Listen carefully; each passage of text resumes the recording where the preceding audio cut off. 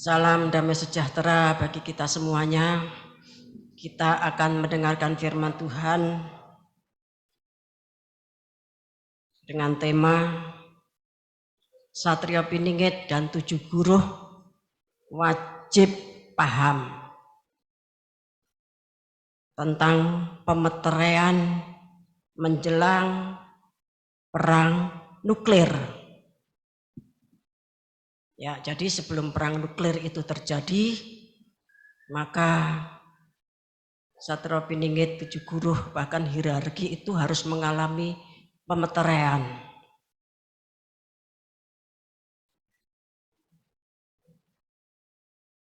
Kita akan melihat peperangan di dalam kitab Wahyu. Kita baca Wahyu pasal 6 ayat 7 dan 8. Wahyu pasal 6 ayat 7 dan 8.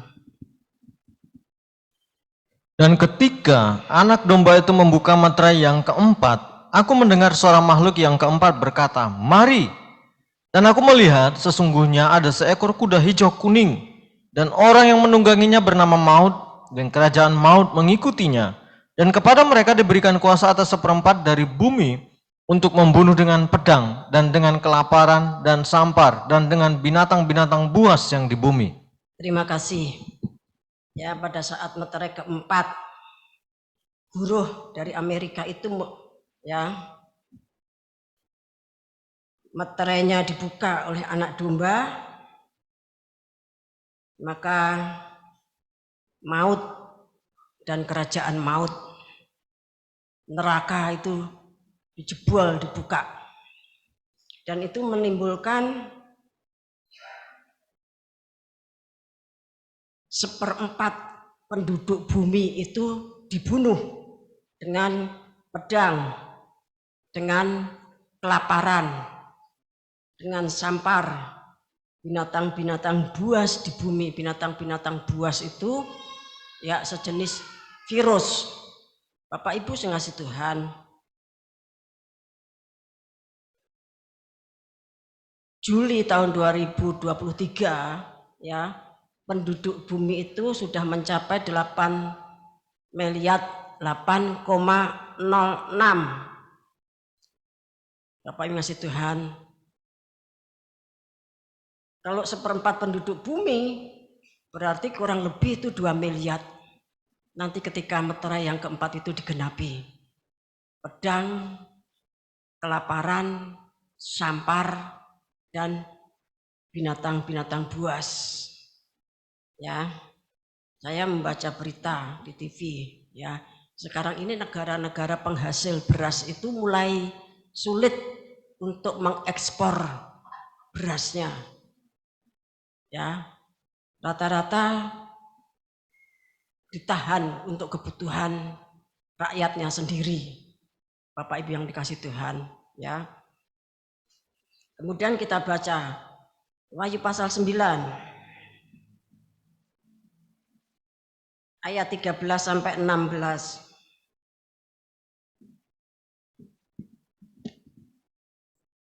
Ini sangkakala yang keenam.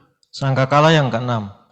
Lalu malaikat yang keenam meniup sangkakalanya, dan aku mendengar suatu suara keluar dari keempat tanduk mezbah emas yang di hadapan Allah, dan berkata kepada malaikat yang keenam yang memegang sangkakala itu, "Lepaskanlah keempat malaikat yang terikat dekat sungai besar Efrat itu." Maka dilepaskanlah keempat malaikat yang telah disiapkan bagi jam dan hari, bulan dan tahun untuk membunuh sepertiga dari umat manusia. Dan jumlah tentara itu ialah 20.000 laksa pasukan berkuda. Aku mendengar jumlah mereka. Ya, mereka itu mendapatkan tugas 200 juta tentara robot, ya, atau tentara bionik. Ya, itu ketika keempat malaikat yang diikat dekat sungai besar Efrat. 4 malaikat ini malaikat baik, malaikatnya Tuhan. Ya, namanya Filain. Dia itu jahat tapi baik. Karena memang tugasnya untuk melepaskan 200 juta tentara bionik atau robot. Ini divisinya Pamungkas, Bapak Ibu kasih Tuhan, yang dibunuh sepertiga manusia di bumi. Sepertiga dari berapa? Kalau tadi 8 miliar dikurangi seperempatnya, dikurangi 2 miliar, masih 6 miliar. 6 miliar itu sepertiganya ya 2 miliar lebih. Bapak Ibu yang kasih Tuhan, nanti yang akan mati oleh tentara, namanya tentara. Ayat 16 saya bacakan, dan jumlah tentara itu ialah 20.000 laksa pasukan berkuda. Aku mendengar jumlah mereka. Kalau disebut tentara berarti itu menunjuk kepada suatu peperangan. Bapak Ibu yang dikasih Tuhan, ya. Sampai Wahyu pasal 9 itu sudah 4 miliar orang yang harus mati sesuai dengan nubuatan kitab Wahyu. Bapak Ibu Saudara yang dikasih Tuhan, ya, di bumi ini pernah terjadi yang namanya Perang Dunia ke-1. Perang Dunia ke-1 itu ya dimulai 28 Juli tahun 1914 sampai 11 November tahun 1918, berarti berlangsung 4 tahun 3 bulan 2 minggu. Jadi Perang Dunia Pertama itu 4 tahun lebih.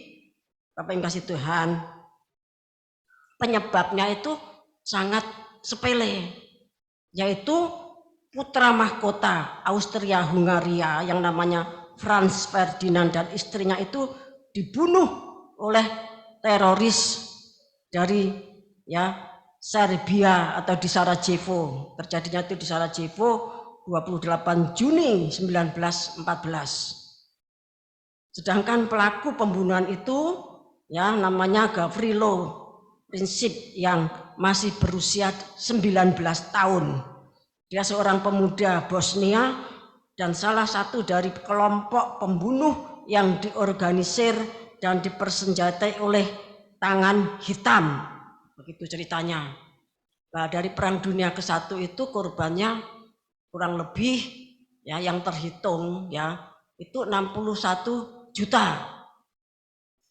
Jadi suatu perang dikatakan perang dunia itu juga bukan cuma berlangsung 1 bulan 2 bulan, tapi ini berlangsung sampai 4 tahun 3 bulan 2 minggu. Itu Perang Dunia ke-1. Ya. Sementara perang tersebut adalah antara sekutu dan blok sentral. Sekutu itu terdiri dari Inggris, Perancis, ya, Serbia, Rusia, Italia, dan Amerika. Nah, sedangkan Perang Dunia Kedua ya itu 1 September 1939 sampai 2 September 1945. Perang Dunia Kedua itu 6 tahun lebih 1 hari. Ya, itu antara sekutu melawan blok poros. Sekutu itu Uni Soviet, Amerika Serikat, Inggris, Cina, Perancis. 2 kali Perang Dunia 1, Perang Dunia Kedua itu pemenangnya sekutu. Bapak Ibu Saudara yang kasih Tuhan, ya pemenangnya itu sekutu.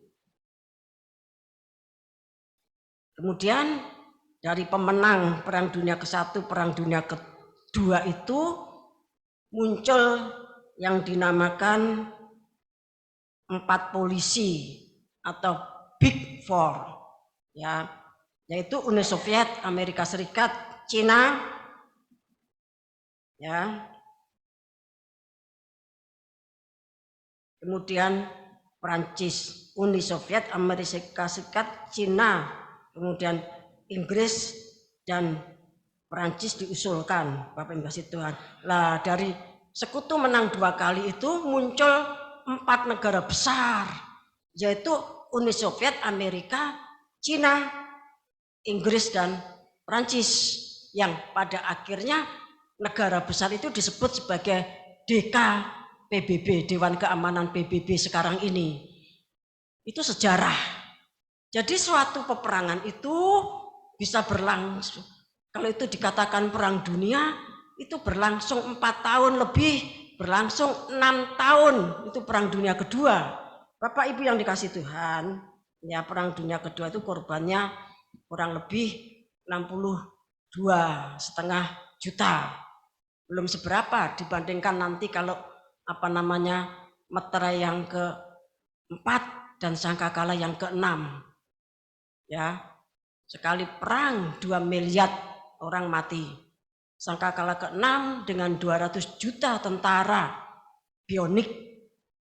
Ya, itu robot Bapak Ibu kasih Tuhan yang mati 2 miliar lebih.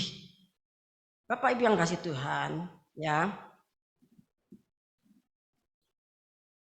Kita akan melihat pada zaman Perjanjian Lama itu sebelum terjadi perang besar, bisa dikatakan perang dunia saat itu, maka umat Tuhan itu dimeterai. Ya, umat Tuhan itu dimeterai dulu oleh Tuhan. Kita akan baca Yeskiel pasal 9.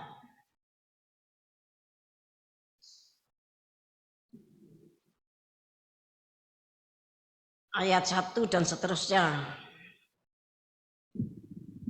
Agak cepat saja. Orang-orang fasik di Yerusalem dibunuh. Lalu aku mendengar dia berseru dengan suara yang nyaring, "Maju kemari, hai, yang harus menjalankan hukuman atas kota ini." Masing-masing dengan alat pemusnah di tangannya. Lihat, 6 orang laki-laki datang dari jurusan pintu gerbang atas yang menghadap ke utara, masing-masing dengan alat pemukul di tangannya. Dan 1 orang di antara mereka berpakaian lenan dan di sisinya terdapat suatu alat penulis. Mereka ini masuk dan berdiri di samping mezbah tembaga. Ya, jadi 6 orang tadi membawa alat pemukul untuk memukul sampai mati. Sedangkan yang satu, Bapak Ibu kasih Tuhan, mereka itu membawa alat penulis dan mereka berdiri di samping mezbah. Membawa alat penulis tentunya dengan tinta.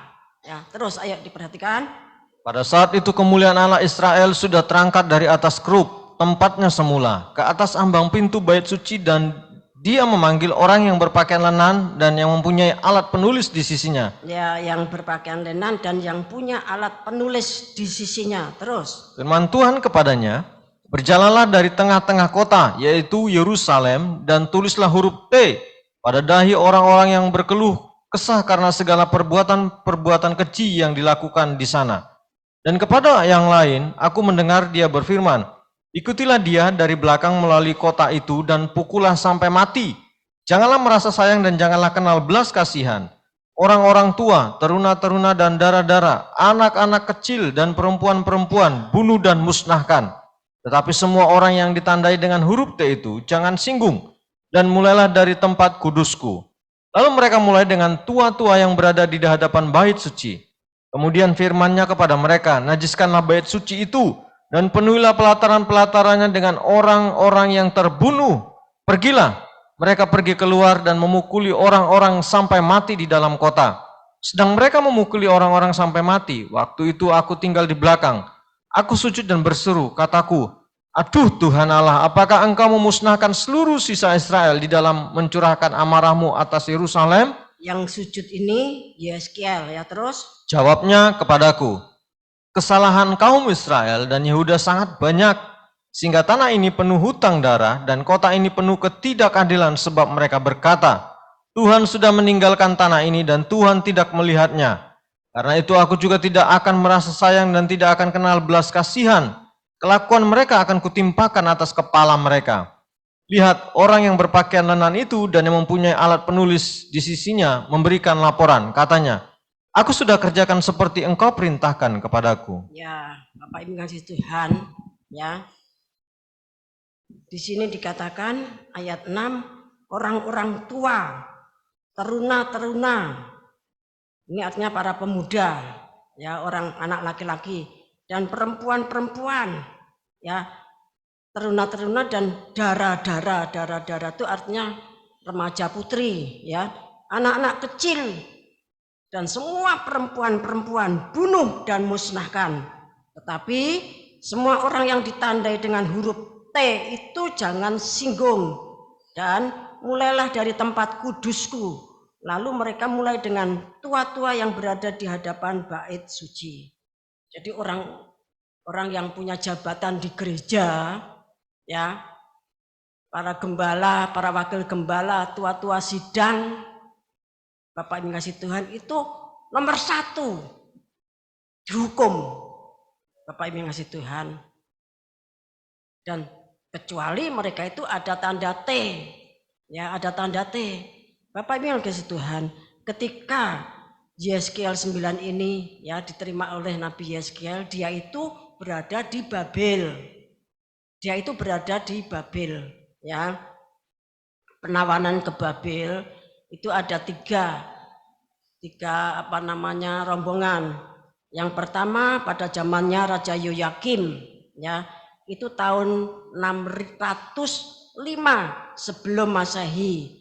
Lah, dalam rombongan yang pertama itu Daniel, Sadrah, Mesah, Abednego, yang tentunya lainnya banyak, tapi yang ditulis dalam Alkitab, ya, yang nanti akan berperan di dalam Alkitab itu Daniel, Sadrah, Mesah, Abednego itu masuk rombongan pertama ditawan di Babel tahun 605.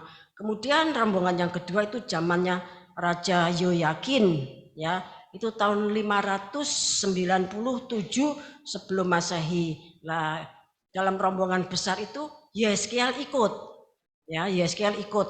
Kemudian yang terakhir itu zamannya Raja Sedekia, ya, raja terakhir kerajaan Yehuda tahun 568.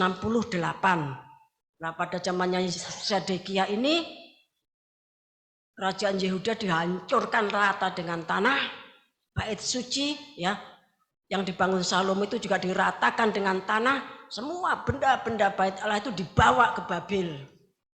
Nah, Bapak Ibu yang dikasih Tuhan, ya, pada tahun yang ke-6 dari Yeskiel berada di Babel, Tuhan itu memberikan petunjuk. Mari kita baca ayat ini dari Yeskiel pasal 8 ayat 1 dan seterusnya. Berhala kekejian yang ada di dalam bait Allah. Pada tahun ke-6, dalam bulan yang ke-6, pada tanggal 5 bulan itu, waktu aku duduk di rumahku berhadap-hadapan dengan para tua-tua Yehuda, kekuasaan Tuhan Allah meliputi aku di sana. Dan aku menerima penglihatan. Sungguh ada kelihatan yang menyerupai seorang laki-laki dari yang menyerupai pinggangnya sampai ke bawah kelihatan seperti api, dan dari pinggangnya ke atas kelihatan seperti cahaya, seperti suasa mengkilat. Ya. Dia mengulurkan sesuatu yang berbentuk tangan dan dipegangnya. Jambul kepalaku, lalu roh itu mengangkat aku ke antara langit dan bumi, dan membawa aku dalam penglihatan-penglihatan ilahi ke Yerusalem dekat pintu gerbang. Jadi dari Babel dia tuh diangkat jambulnya, dibawa ke Yerusalem. Jadi ngerogoh sukmo, ya, terus dekat pintu gerbang pelataran dalam yang menghadap ke utara, di mana terdapat berhala cemburuan yang menimbulkan cemburu itu. Ya, dekat pintu gerbang itu penuh dengan berhala-berhala, patung-patung yang disembah oleh raja-raja Yehuda dan rakyat Yehuda. Terus, lihat, di sana tampak kemuliaan Allah Israel seperti penglihatan yang kulihat di lembah itu. Firman-Nya kepadaku, hai anak manusia, lihatlah ke utara. Aku melihat ke utara, sungguh di sebelah utara gerbang Mesbah, dekat jalan masuk, terdapat berhala cemburuan tadi. Firman-Nya kepadaku, hai anak manusia, kau lihatkah apa yang mereka perbuat? Yaitu perbuatan-perbuatan kekejian yang besar-besar yang dilakukan oleh kaum Israel di sini. Sehingga aku harus menjauhkan diri dari tempat kudusku. Engkau masih akan melihat perbuatan-perbuatan keji yang lebih besar lagi. Dan dibawanya aku ke pintu pelataran. Aku melihat sungguh ada sebuah lubang di dalam temboknya. Firman-Nya kepadaku, hai anak manusia, perbesarlah lubang yang di tembok itu. Sesudah aku memperbesar lubang itu, lihat ada sebuah pintu. Ya, jadi pada waktu Yeskiel ini ngerogoh sukmo, dia tuh bekerja bisa memperbesar lubang. Terus, firman-Nya kepadaku, masuklah dan lihatlah perbuatan-perbuatan kekejian yang jahat yang mereka lakukan di sini. Lalu aku masuk dan melihat, sungguh segala gambar-gambar binatang melata dan binatang-binatang lain yang menjijikkan dan segala berhala-berhala kaum Israel terukir pada tembok sekelilingnya. Dan di hadapannya berdiri 70 orang tua-tua kaum Israel. dengan Yaazannya bin Safan di tengah-tengah mereka, dan masing-masing memegang bokor ukupannya di tangannya, dan dari keharuman dari asap ukupan itu naik ke atas. Firman-Nya kepadaku, kau lihatkah hai anak manusia, apa yang dilakukan oleh tua-tua kaum Israel di dalam kegelapan masing-masing, di dalam kamar tempat ukiran-ukiran mereka? Sebab mereka berkata, Tuhan tidak melihat kita, Tuhan sudah meninggalkan tanah ini. Ditambahkannya lagi, engkau masih akan melihat perbuatan-perbuatan kekejian lebih besar lagi yang mereka lakukan. Lalu dibawanya aku ke dekat pintu gerbang rumah Tuhan yang di sebelah utara. Sungguh di sana ada perempuan-perempuan yang menangisi dewa Tamus. Ya, itu pemujaan pada dewa Tamus, anaknya Nimrod dan Semiramis. Terus, Firman-Nya kepadaku, hai anak manusia, kau lihatkah apa yang mereka perbuat? Engkau masih akan melihat perbuatan-perbuatan kekejian yang lebih besar lagi daripada ini. Kemudian dibawanya aku ke pelataran dalam rumah Tuhan. Sungguh dekat jalan masuk ke bait Tuhan, di antara balai bait suci dan mesbah, ada kira-kira 25 orang laki-laki yang membelakangi bait Tuhan dan menghadap ke sebelah timur sambil sujud pada matahari di sebelah timur. nah ini menyembah matahari. Terus, Lalu firman-Nya kepadaku, kau lihatkah itu, hai anak manusia? Perkara kecilkah itu bagi kaum Yehuda untuk melakukan perbuatan-perbuatan kekejian yang mereka lakukan di sini? Bahwa mereka memenuhi tanah ini dengan kekerasan dan dengan itu terus menyakiti hatiku. Sungguh mereka berkelakuan tak senonoh di hadapanku. Oleh karena itu aku akan membalas di dalam kemurkaanku. Aku tidak akan merasa sayang dan tidak akan kenal belas kasihan. Dan kalaupun mereka berseru-seru kepadaku dengan suara yang nyaring, aku tidak akan mendengarkan mereka. nah ini kejahatan kaum Yehuda, Bapak Ibu ngasih Tuhan. Sekalipun beberapa rombongan itu ya, rombongan ke-1, rombongan kedua, karena Yeskel kan sudah di Babel. Nah, sejak Yeskel itu berangkat ya, dibawa pada rombongan yang kedua ditawan di Babel, pada tahun yang ke-6 ditunjukkan kejahatannya orang Yehuda. Bapak Ibu kasih Tuhan. Nah, kemudian pada tahun yang ke-6 itu setelah ditunjukkan tentang kejahatannya orang Yehuda, di mana mereka itu menyembah matahari, kemudian mereka itu menyembah Lucifer, orang yang 70 tadi, dan ada berhala-berhala, menyembah dewa Tamus. Bapak Ibu kasih Tuhan, maka Tuhan itu merancangkan suatu murka yang dahsyat yang tidak bisa ya, mereka itu minta ampun, sekalipun mereka nanti minta ampun menyaringkan suaranya, Tuhan tidak kenal belas kasihan. Namun demikian, dari orang-orang yang ada di Yerusalem itu tetap ada orang yang benar. Nah, orang yang benar itu ya sebelum terjadi pemusnahan itu dikasih tanda, dimeterai dengan huruf T. Mereka yang dikasih tanda itu dikatakan dalam ayat keempat, firman Tuhan kepadanya, berjalanlah dari tengah-tengah kota, yaitu Yerusalem, dan tulislah huruf T pada dahi orang-orang yang berkeluh kesah karena segala perbuatan-perbuatan keji yang dilakukan di sana. Berkeluh kesah itu artinya tidak setuju dengan kejahatan mereka itu. Kita baca Roma pasal 8 ayat 26 sampai 30. Roma pasal 8 ayat 26 sampai 30. Demikian juga Roh membantu kita dalam kelemahan kita, sebab kita tidak tahu bagaimana sebenarnya harus berdoa, tetapi Roh sendiri berdoa untuk kita kepada Allah dengan keluhan-keluhan yang tidak terucapkan. Cukup ya, nanti bawahnya bisa dibaca sendiri. Jadi orang yang berkeluh kesah itu orang yang berdoa. Dia tidak mau terlibat dalam kejahatan dan tentunya dia merasa susah. Ya, sehingga dia banyak berdoa di dalam Roh Kudus. Nah, itulah mereka yang dikasih tanda T. Kita kembali pada Yeskiel pasal yang ke-9 tadi. Sementara orang yang tidak dikasih tanda, ayat 5 dikatakan, dan kepada yang lain-lain aku mendengar dia berfirman, ikutilah dia dari belakang melalui kota itu dan dipukullah sampai mati, dipukul sampai mati. Yang membawa alat pemukul tadi kan 6, tapi yang satu sambil membawa juga alat penulis. Ya, janganlah merasa sayang dan jangan kenal belas kasihan. Orang-orang tua, teruna-teruna, dara-dara, anak-anak kecil dan perempuan-perempuan bunuh dan musnahkan. Bapak Ibu yang dikasih Tuhan, ya. Tadi sudah saya katakan, Yeskiel itu dibawa ke Babel tahun 597. Kalau di sana dia ada 6 tahun lebih, berarti itu tahun 591.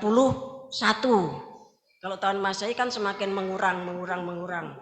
Berarti Yeskiel 8 dan 9 ini kurang lebih tahun 591. Bapak Ibu yang kasih Tuhan, ya. Padahal tahun 586 itu raja terakhir Yehuda yaitu Sedekia itu ditawan di Babel. Bait suci, Yerusalem dan seluruh tanah Yehuda itu dimusnahkan. Kalau tahun 591 sampai tahun 586 berarti ada waktu 5 tahun. 5 tahun sebelum pemusnahan. Bapak Ibu kasih Tuhan, orang-orang yang diurapi Roh Kudus, yang berdoa di dalam Roh Kudus itu sudah dimeterai.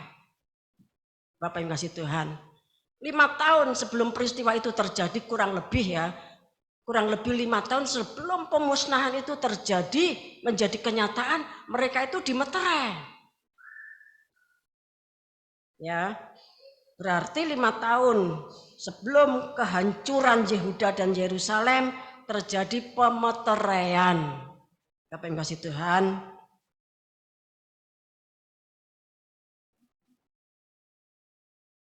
tadi dikatakan Tuhan memerintahkan pemeteraian atas orang-orang yang berkeluh kesah. Orang-orang yang berkeluh kesah itu mereka yang berdoa di dalam Roh Kudus, ya, menyampaikan keluh kesah jiwanya yang sudah tidak tahan tinggal di bumi, saking jahatnya orang-orang. Bapak yang kasih Tuhan, itu berdoa di dalam Roh Kudus. Kita tidak tahu harus bagaimana berdoa, tapi Roh Kudus itu menolong. Nah, mereka itu yang dikasih tanda yang dikasih tanda meterai. Tadi ditegaskan ayat 5 dan 6 dari Yeskiel 9, orang-orang tua, teruna itu berarti pemuda-pemuda, dara-dara, itu berarti ya remaja-remaja, cewek itu, kemudian anak-anak kecil dan perempuan-perempuan bunuh, musnahkan. Tetapi semua orang yang ditandai dengan huruf T itu jangan singgung. Dan mulailah dari tempat kudus Tuhan. Lalu mereka mulai dari para tua-tua yang berada di hadapan bait suci. Bapak Ibu kasih Tuhan, ya. Apa yang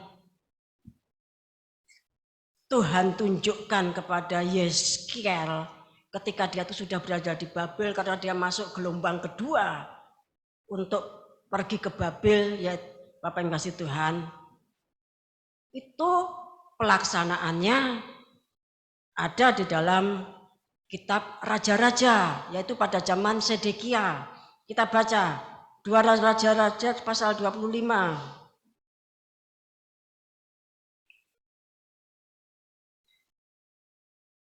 Kita baca ayat 1 sampai 10. Maka pada tahun ke-9 dari pemerintahannya dalam bulan yang ke-10 pada tanggal 10 bulan itu, datanglah Nebukadnezar Raja Babel dengan segala tentaranya menyerang Yerusalem. Ia berkemah mengepungnya dan mendirikan tembok pengepungan sekelilingnya. Demikianlah kota itu terkepung sampai tahun yang ke-11 zaman Raja Zedekia. Pada tanggal 9 bulan yang ke-4 ketika kelaparan sudah merajalela di kota itu dan tidak ada lagi makanan pada rakyat negeri itu, maka dibelah oranglah tembok kota itu dan semua tentara melarikan diri malam-malam melalui pintu gerbang antara kedua tembok yang ada di dekat taman raja. Sekalipun orang Kasdim mengepung kota itu sekeliling, mereka lari menuju ke arah Yordan. Tetapi tentara Kasdim mengejar raja dari belakang dan mencapai dia di dataran Yeriko. Segala tentaranya telah berserak-serak meninggalkan dia. Mereka menangkap raja dan membawa dia kepada Raja Babel di Ribla yang menjatuhkan hukuman atas dia. Orang menyembelih anak-anak Zedekia di depan matanya, kemudian dibutakannya mata Zedekia. Lalu dia dibelenggu dengan rantai tembaga dan dibawa ke Babel. Dalam bulan yang kelima pada tanggal 7 bulan itu, itulah tahun ke-19 zaman Raja Nebukadnezar Raja Babel. Datanglah Nebuzaradan, kepala pasukan pengawal pegawai Raja Babel ke Yerusalem. Ia membakar rumah Tuhan, rumah raja, dan semua rumah di Yerusalem. Semua rumah orang-orang besar dibakarnya dengan api. Tembok sekeliling kota Yerusalem dirobohkan oleh semua tentara Kasdim yang ada bersama-sama dengan kepala pasukan pengawal itu. Langsung ayat 18. Ini benda-benda yang dihancurkan dan yang sebagian dibawa ke Yerusalem, maksudnya ke Babel. Ayat 19. Lalu kepala pasukan pengawal itu menangkap Seraya, imam kepala, dan Zefanya, imam tingkat 2, dan ketiga orang penjaga pintu.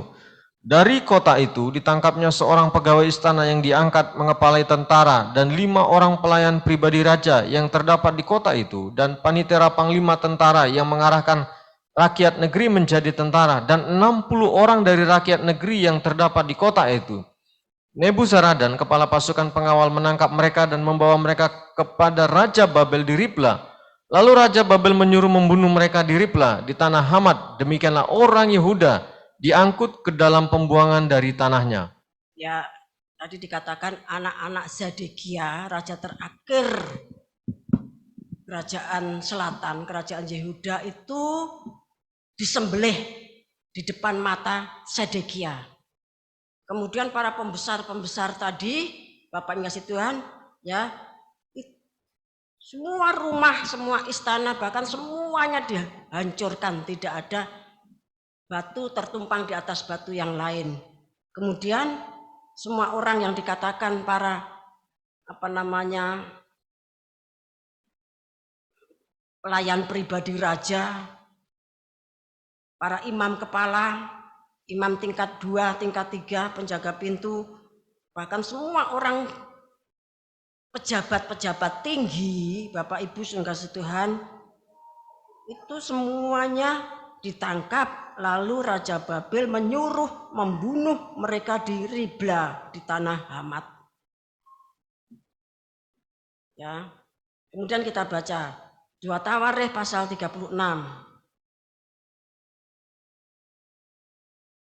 Kita baca ayat 11 mulai.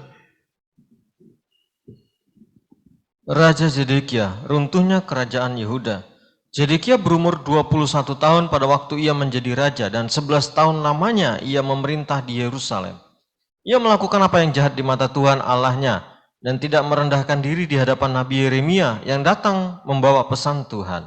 Ya, Nabi Yeremia yang datang membawa pesan Tuhan itu, Raja Zedekia ini tidak mau merendahkan diri, bahkan melakukan hal-hal yang jahat, dimasukkan sumur terus. Lagi pula ia memberontak terhadap Raja Nebukadnezar yang telah menyuruhnya bersumpah demi Allah.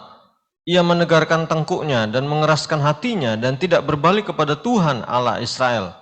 Juga semua pemimpin di antara para imam dan rakyat berkali-kali berubah setia dengan mengikuti segala kekejian bangsa-bangsa lain. Rumah yang dikuduskan Tuhan di Yerusalem dinajiskan mereka. Namun Tuhan Allah nenek moyang mereka berulang-ulang mengirim pesan melalui utusan-utusannya, karena ia sayang kepada umatnya dan tempat kediamannya.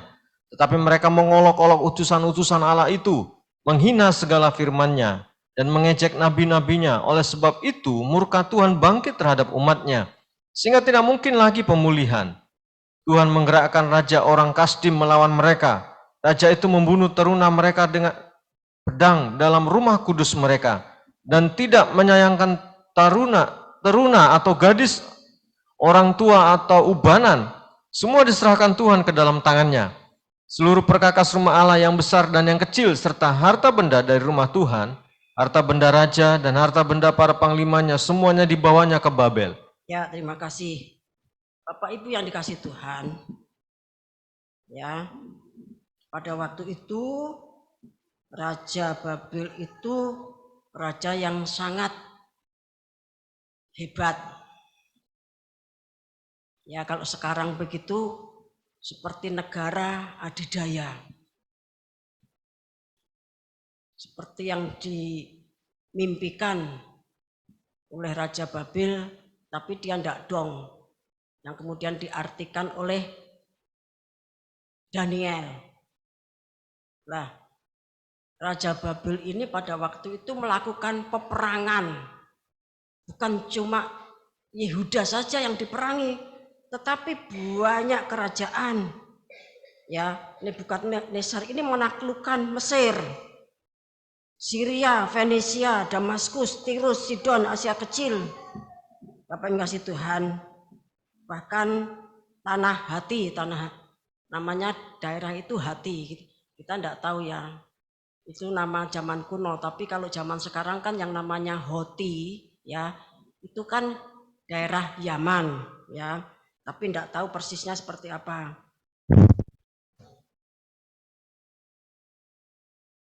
Ini apa ini? Ya, yang lainnya sambil kurios Sakilamayu Dabina Tumihardu, ya. Nah, Bapak Ibu yang dikasih Tuhan, Nebukadnezar itu menguasai penuh Babilonia, Asyur, Fenisia, Israel, Filistin, Arabia, dan sebagian Asia Kecil. Bapak Ibu yang kasih Tuhan. Jadi pada waktu itu memang Mesir saja kalah, Asyur saja kalah.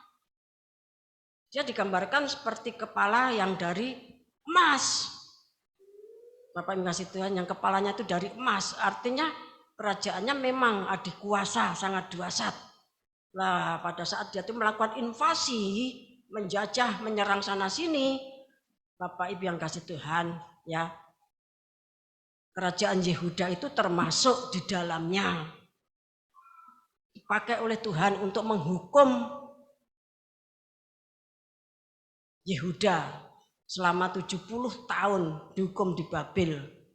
Tadi sudah saya katakan, kelompok pertama itu Daniel ikut, kelompok kedua itu Yehezkiel ikut, kelompok ketiga hancur total. Kerajaan Yehuda maupun Yerusalem semuanya dibunuh, disembelih. Orang tua, orang ubanan, anak-anak kecil, teruna-teruna, darah-darah menggenapkan Yehezkiel pasal 9. Bapak Ibu yang dikasih Tuhan, ya. Kalau sekarang ini Tuhan memerintahkan kita untuk mengalami meditasi pemeterian, itu berarti akan terjadi sesuatu perang besar. Tuhan katakan akan terjadi perang nuklir. Akan terjadi perang nuklir. Berapa tahun kemudian? Ya nanti kita lihat di Alkitab. Kita melihat ketetapan masa, yaitu 3,5 tahun praaniaya, yang gambar hijau kebiruan itu 7 tahun panen raya, terus sebelahnya 3,5 tahun praaniaya. Itu ada 2 tahun penyucian, kemudian 9 bulan kegerakan kuda putih. Baru pada meterai yang keempat, yang mati 2 miliar. Kemudian 9 bulan kedua, itu saat Wahyu pasal 12 itu digenapi, ya. Itu yang mati 2 miliar. Tadi kita sudah baca. Sedangkan 3,5 tahun praaniaya menurut ketetapan masa kitab Wahyu itu adalah tahun 2022 sampai akhir tahun 2025. Ya, kemudian praaniaya, kemudian masa aniaya antikris itu awal tahun 2026, 27, 28 tambah setengah tahun, pertengahan tahun 2029 berakhir Tuhan datang. Kita akan membaca ya suatu khotbah yang sudah sangat lama. Tolong, Imam, ya, agak besar biar bisa dibaca dari, kalau bisa lebih besar lagi sehingga agak panjang. Kalau lebih besar kan berarti panjang. Nah, itu apa namanya judulnya atas itu dibaca. Ibadah Natal, Rabu 25 Desember 2013, pukul 17 sampai selesai oleh Romo Dr. Paulus Tebriata Budiharjo MM MTH, International Revelation Tidings, Yogyakarta, Indonesia. Salam damai sejahtera dalam Tuhan Yesus Kristus. Sejak saya melayani di kota Jogja tahun 1984 sampai dengan tahun 2013, kita telah merayakan Natal 25 Desember sebanyak 30 kali. Sekalipun sangat sederhana hanya ibadah Natal, namun pada tanggal 2 Desember 2013, Senin malam saya bersama istri diundang masuk Dewan Musyawarah Tuhan. Dalam Dewan Musyawarah Tuhan tersebut, Tuhan Yesus Kristus yang 2000 tahun yang lalu pernah datang ke dunia sebagai anak manusia, lahir di kandang Bethlehem, dibungkus dengan lampin dan dibaringkan di palungan. Karena saat itu domba-domba sedang digembalakan di padang, sehingga kandang Bethlehem bisa dipakai untuk kelahiran Tuhan Yesus Kristus. Di dalam Dewan Musyawarah Tuhan tersebut, dia menjelaskan panjang lebar tentang peristiwa besar yang akan terjadi yang Allah kerjakan pada saat Kitab Wahyu pasal 12 ayat 1-6 digenapi. Kitab Wahyu pasal 12 ayat 1-6 akan digenapi pada Desember 2005. Pada bulan Desember tahun 2005 akan terjadi peristiwa yang sangat dahsyat dan ajaib. Namun rencana tersebut dibaca oleh Lucifer, si tukang pemutar balik fakta sejak di Taman Eden dan selalu mencari tahu segala rencana Tuhan untuk mengacaukannya. Kejadian 3 ayat 1-5, Matius 2 ayat 3-5. Rencana besar yang akan Tuhan kerjakan pada bulan Desember 25 diputar balik menjadi 25 Desember sebagai acara yang mendunia dan sudah mengakar.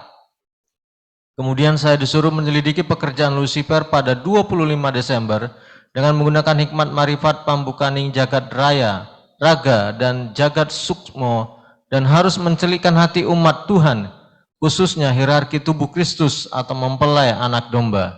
Terima kasih. Ya, itu masih banyak, tapi kita akan fokus ya bahwa Tuhan itu mengatakan Kitab Wahyu pasal 12 ayat 1-6 itu akan digenapi pada Desember 25.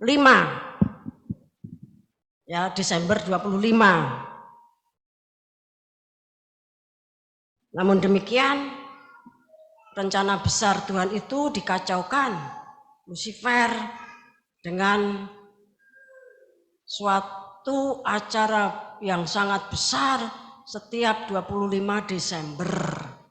Sehingga orang nanti fokusnya kepada 25 Desember, bukan Desember 25. Bapak yang kasih Tuhan.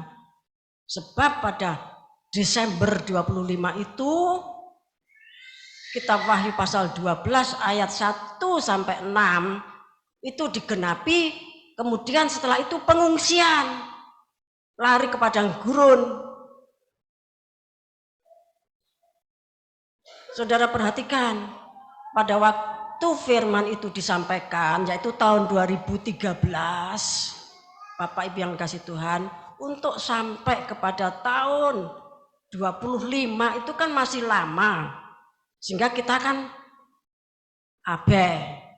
mengabaikan, ya, sik suwe.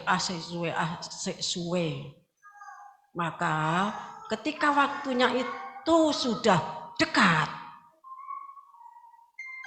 Tuhan secepatnya memerintahkan untuk terjadinya meditasi pemeteraian. Pada saat kita menyembah, pada saat kita bermeditasi, kita dimeterai. Kalau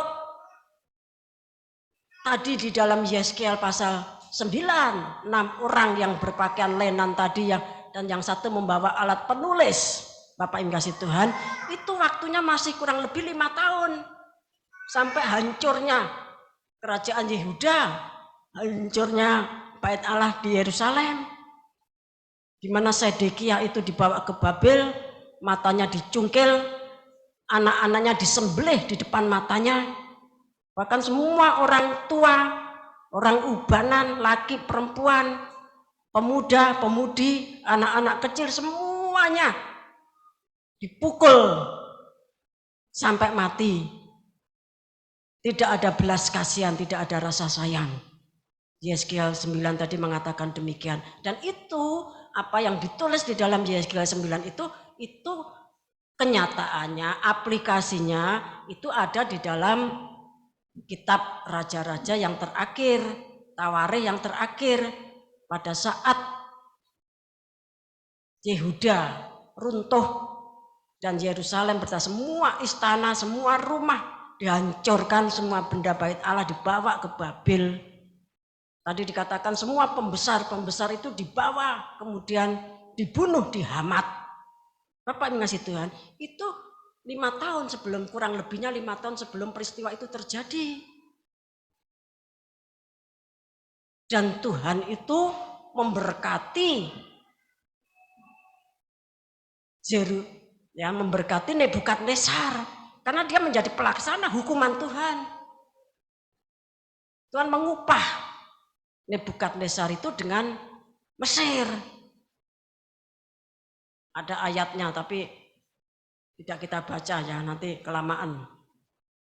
Jadi Nebukadnezar itu alat di tangan Tuhan untuk menghukum Yehuda yang kejahatannya seperti Yeskiel 8 tadi.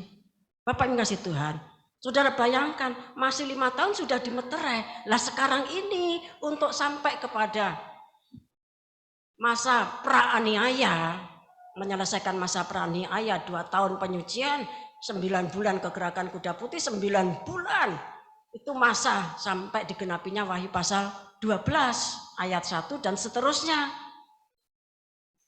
Tahun 15 sampai 22 panen raya, 22 pertengahan sampai 24 pertengahan, ya. Itu penyucian 2 tahun, kemudian 9 bulan kegerakan kuda putih, 9 bulan itu masa Wahyu pasal 12 ayat 1 sampai 6 digenapi. Itu hitungannya menurut ketetapan masa itu adalah Desember 25.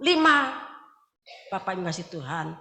Berarti waktunya tuh lebih singkat dari waktu yang Tuhan perintahkan kepada ya orang-orang yang berpakaian lenan di dalam Yeskiel pasal 9 tadi. Bapak yang kasih Tuhan. Waktunya sudah sangat singkat.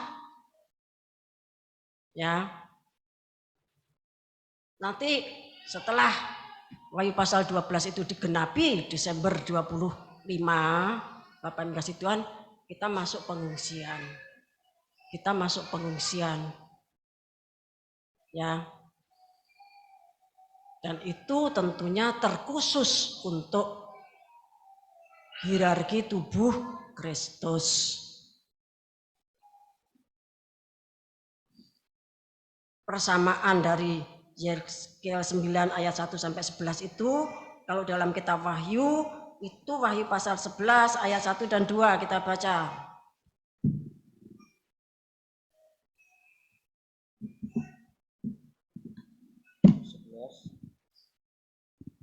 Wahyu 11 ayat 1 dan 2. 2 saksi Allah.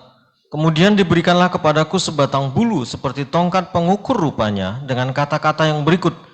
Bangunlah dan ukurlah bait suci Allah dan mezbah dan mereka yang beribadah di dalamnya. Tetapi kecualikan pelataran bait suci yang di sebelah luar. Janganlah engkau mengukurnya karena ia telah diberikan kepada bangsa-bangsa lain dan mereka akan menginjak-injak kota suci 42 bulan lamanya. Terima kasih. Wahyu 11 ayat 1 2 ini sudah diajarkan, ini kriteria atau syarat untuk masuk pengungsian, diukur. Ya. Hidup kita sebagai bait suci, diukur persekutuan kita dengan mezbah korban bakaran, diukur ya mezbah dupa kita, bukan cuma sekedar sembahyang tetapi itu merupakan suatu worship, sembah dan meditasi kita diukur.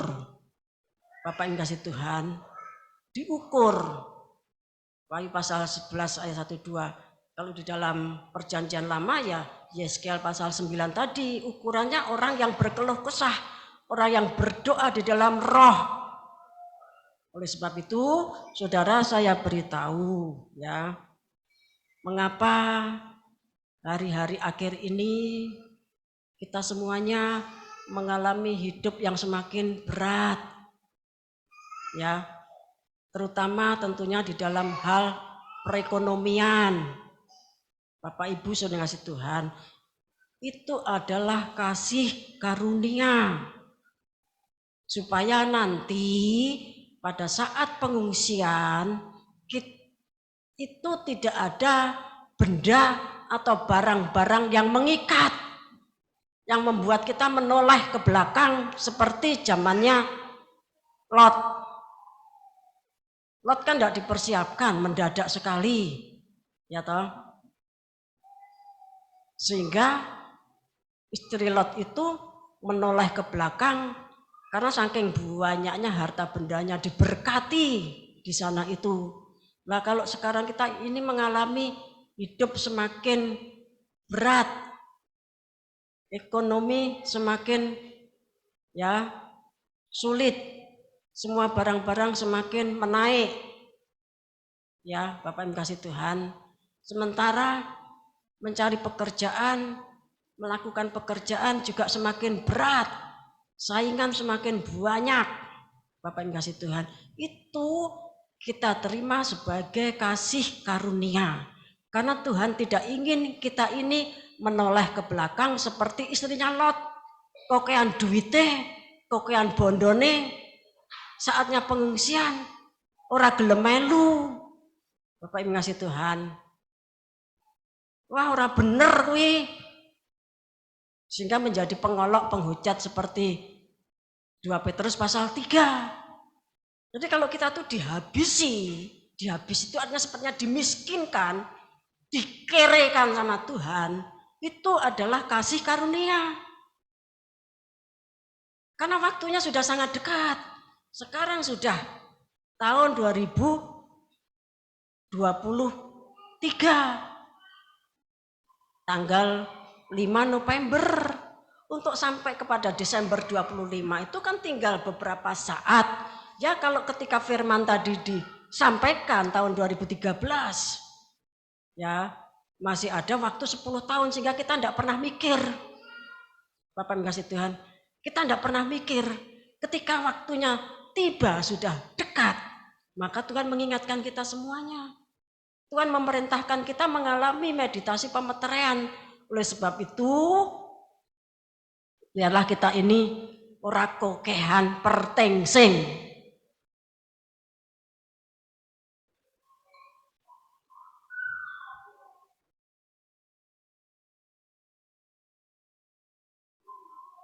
Ya ada ayat tapi saya lupa ya. Jangan kita itu mencita-citakan sesuatu yang tinggi. Ya cita-citanya dur banget, pengen niki. Padahal kita ini cuma neng donya mung mampir ngombe. Rumah kita itu di kewarganegaraan kita itu di surga. Kalau kebanyakan kepinginan, nanti jatuh di dalam pencobaan Matius pasal yang keempat. Jadi kita tidak usah susah. Nek urip ki saya suwe saya angel. Ya, bekerja semakin hari semakin berat. Untuk mendapatkan uang itu semakin sulit. Itu adalah kasih karunia. Karena saudara, ya Tuhan itu tidak pengen nanti pada waktu pengungsian, Wahyu pasal 12 ayat 1 sampai 6 itu digenapi, saudara menoleh ke belakang, eman-eman, ya ini itu dan sebagainya. Bapak Ibu saudara kasih Tuhan, kita ini dikasih Tuhan, jadi apapun yang terjadi dalam hidup kita tuh diatur Tuhan dengan sangat teliti, dengan sangat sempurna, dan kita harus mengucap syukur. Ingat, Wahyu pasal 12 ayat 1 sampai 6 sampai ke pengungsian itu terjadi Desember 25. Sekarang waktunya sudah sangat singkat. Bukan 5 tahun lagi seperti Yeskiel pasal 9, bukan. Waktunya tinggal. Ya saudara hitung sendiri. Ya kiranya Tuhan Yesus memberkati kita semuanya, semakin membuat kita ini mendekat kepada Tuhan dengan penuh kasih. Kita akan pujikan Yesaya 5:23.